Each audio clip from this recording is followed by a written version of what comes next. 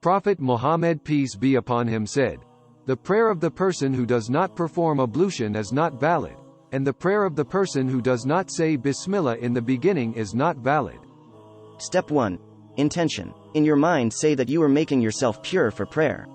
Then say, Bismillah. 2. Wash hands 3 times. 3. Take some water from your right hand and rinse your mouth 3 times. 4. With your right hand take some water to your nose and gently snort some, blow out into your left hand. Repeat this 3 times. 5. Wet your entire face 3 times. 6. Wash your right arm from the tips of your fingers and make sure to include your elbow. Repeat 3 times and then do the same to your left arm. 7. With wet hands wipe your head, starting at the forehead and swipe all the way to the back of the neck. 8.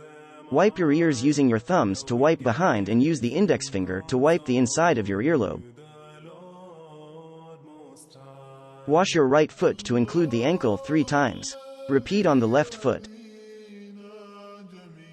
Here is a fast reminder. Screenshot it for when you want to practice. Now you are ready to pray Salah.